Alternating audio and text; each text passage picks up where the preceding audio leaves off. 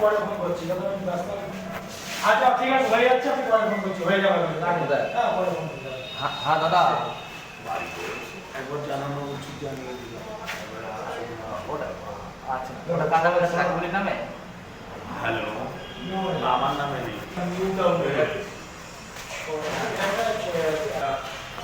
আর ছিল এই আমার জিনিসটা মানে এরাম হচ্ছে যে চোর পুলিশ খেলা হচ্ছে বলুন স্যার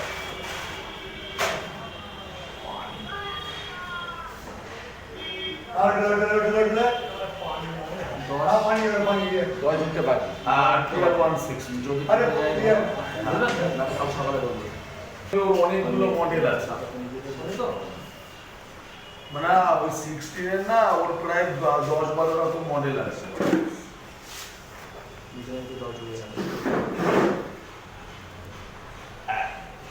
একদম তাই একদম তাই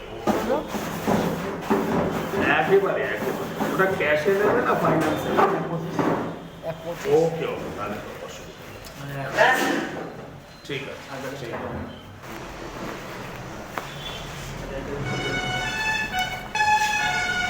হ্যাঁ হ্যাঁ নিশ্চয়ই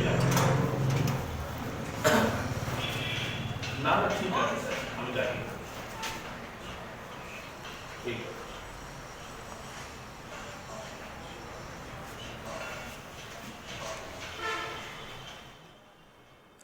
কি গোপন ছবি দেখলেন বলুন তো?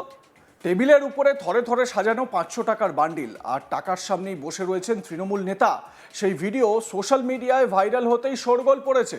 তৃণমূল নেতা আবার যে সে নন, তিনি হলেন বারাসত 1 নম্বর ব্লকের পঞ্চায়েত সমিতির সহসভাপতি গিয়াসউদ্দিন মোল্লা। কোথা থেকে তিনি এই বিপুল টাকা পেলেন তা নিয়ে প্রশ্ন উঠতে শুরু করেছে। যদিও দীর্ঘদিন ধরে তিনি জমি কেনা বেচার সঙ্গে যুক্ত, জমি বিক্রির টাকা বলে প্রাথমিকভাবে জানা গিয়েছে। যদিও এই ভিডিওর সত্যতা যাচাই করেনি আজ তাক বাংলা।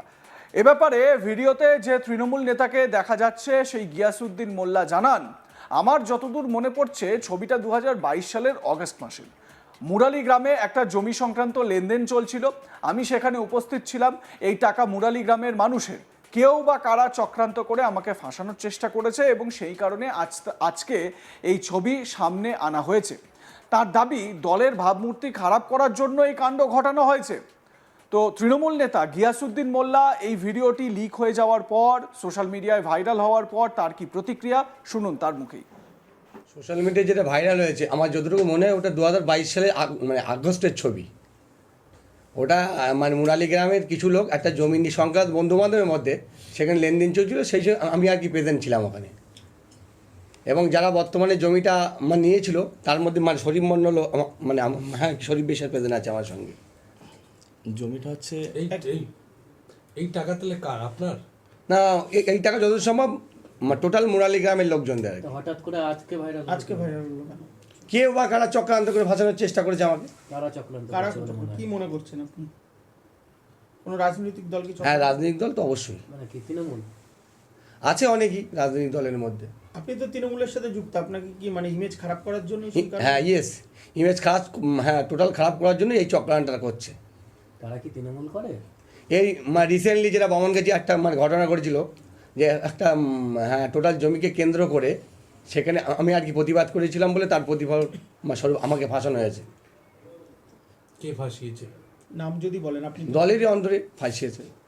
তাহলে এই গোষ্ঠীদ্বন্দ্বের কথা বলছেন আপনি? গোষ্ঠীদ্বন্দ্বের কথা বলবো না, কিন্তু ব্যক্তিগত। আপনি তো বলছেন যে দলেরই কেউ করছে, সেখানে গোষ্ঠীদ্বন্দ্ব থেকে এগিয়ে যাচ্ছেন, সেটা একটু যদি খুলে বলেন তাহলে আরও ভালো হয়। হ্যাঁ, তাতে হ্যাঁ পরিষ্কার বোঝা যায়। আমার যে হ্যাঁ বর্তমানে ব্লকের কনভেনার আছে, তা আমি হ্যাঁ তার দিকে আঙুলটা তুলছি। কি নাম তার? মোহাম্মদ ইচ্ছা সর্দার। কেন? যা উনি যা প্রেস বাইট দিয়েছে তার থেকে আমি বুঝতে পারছি। উনি তো অলরেডি বলেছে আপনি যদি দোষী হন দল হ্যাঁ তদন্ত করুক, দল তদন্ত করুক। আমি তো বলছি দল তদন্ত করুক, তদন্ত করলে তদন্ত করুক, তদন্ত আমি তো পারমিশন বলছি যে তদন্ত হলেই ভালো হবে। হঠাৎ কেন আপনাকে ফাঁসানো বা কালিমা লিপ্ত করার কি উদ্দেশ্য? ওই তো বামনগাছির জমিটা, যারা 80 বছর ধরে জমিটায় আছে, ফাঁদি সম্পত্তি, সেখানে রাতের অন্ধকারে বুলডোজার চালিয়ে 10টা দোকান, 2টো বাড়ি সব হ্যাঁ টোটাল গুড়িয়ে দিয়েছে, কেউ প্রতিবাদ করেনি। সেখানে আমি হ্যাঁ প্রতিবাদ করেছিলাম, আর জিতু বলে ও প্রতিবাদ হ্যাঁ টোটাল প্রতিবাদ করেছিল। আপনি প্রতিবাদ করাতেই আপনাকে চক্রান্ত করে ফাঁসানো? হ্যাঁ ইয়েস, একদম। দলের উচ্চতর নেতৃত্বের সাথে আপনি কথা বলেছেন?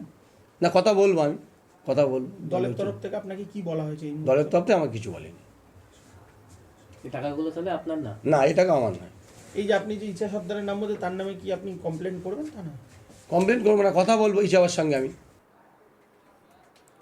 ভাইরাল ভিডিওতে থাকা শরীফ আলী বিশ্বাসও বলেন এই টাকা জমি সংক্রান্ত লেনদেনের চক্রান্ত করে এই ভিডিও ভাইরাল করা হয়েছে।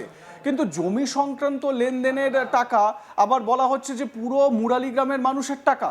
এই ব্যাপারটায় কিছুটা অসঙ্গতি ধরা পড়ে গেল। যাই হোক, আমরা শুধু প্রশ্নটা তুলতে পারি। তো এই শরীফ আলী বিশ্বাস তৃণমূল নেতা কি বলছেন শুনুন।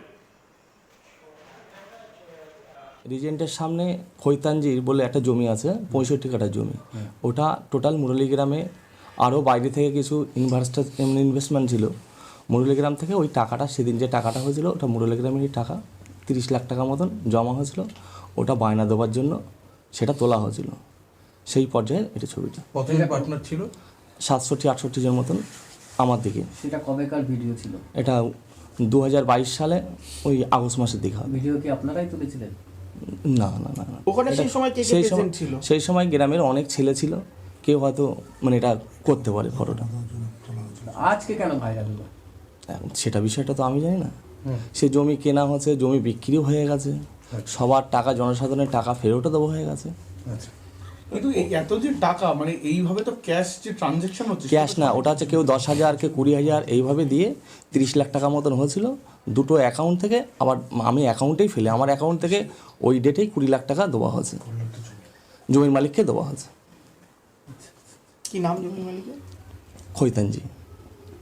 আমার নাম শরীফ আলী বিশ্বাস। এনার সঙ্গে কি মাস্টারমশাইয়ের কোনো যোগ রয়েছে? যোগ রয়েছে? না, ওই সময় গেছে, হ্যাঁ, যেহেতু জমির ব্যাপার তো। উনি কি করতে গেছিল? কিন্তু সেই ভিডিও সামনে আসতেই তৃণমূলকে নিশানা করেছে বিজেপি। এই নিয়ে বিজেপি রাজ্য কমিটির সদস্য তাপস মিত্র জানান, গিয়াসউদ্দিন একজন জমি মাফিয়া, আর এই সমস্ত চোর ডাকাত মাফিয়াদের নিয়ে তৃণমূল কংগ্রেস দলটা চলছে। কি বলেছেন তিনি শুনুন। গিয়াসউদ্দিন মণ্ডল হচ্ছে একজন জমি মাফিয়া, আর তৃণমূল কংগ্রেস এই সমস্ত মাফিয়া চোর ডাকাতকে নিয়ে এই দলটা চলছে, এবং পশ্চিমবঙ্গকে কীভাবে লিড করছে আজকের ঘটনা সেটা প্রমাণ করে। তৃণমূল কংগ্রেসের নেতারা এখন সমতলে থাকতে ভালোবাসে না, তারা এখন পাহাড়ের উপর থাকতে ভালোবাসে। যেখানেই দেখা যাচ্ছে যে পাহাড়, টাকার পাহাড়, সেখানেই তৃণমূল কংগ্রেসের নেতাদের দেখা যাচ্ছে। অনুব্রত মণ্ডল থেকে শুরু করে পার্থ চ্যাটার্জি আর সদ্য গিয়াসউদ্দিন মণ্ডল। সুতরাং এইভাবে যেভাবে জনগণের টাকা লুট করছে, এর নিন্দার কোনো ভাষা নেই। মানুষ আগামী দিনে এর মুখের মতন জবাব দেবে। আমি ইডি এবং সিবিআইকে বলবো সুমোটো কেস করে এই গিয়াসউদ্দিন মণ্ডল এবং তার সঙ্গে যারা জড়িত এই সমস্ত দুর্নীতির সঙ্গে, তাদেরকে অবিলম্বে গ্রেপ্তার করে ইডি হেফাজতে নিয়ে টোটাল এই ধরনের টাকার যে উৎস সেটাকে তদন্ত করে তাদেরকে উদ্ধার করার দরকার দেশের স্বার্থে। যেভাবে আজকে মানুষকে তারা বোকা বানিয়ে তারা বিভিন্ন রকমভাবে অসৎ উপায় অবলম্বন করছে, এর বিরুদ্ধে প্রতিবাদ হওয়া উচিত এবং মানুষ আগামী দিনে মুখের মতন জবাব দেবে বলে আমার দৃঢ় বিশ্বাস। আপনাদের মতামত জানান, দেখতে থাকুন আজ তাক বাংলা, সাবস্ক্রাইব করুন আমাদের ইউটিউব চ্যানেলটি।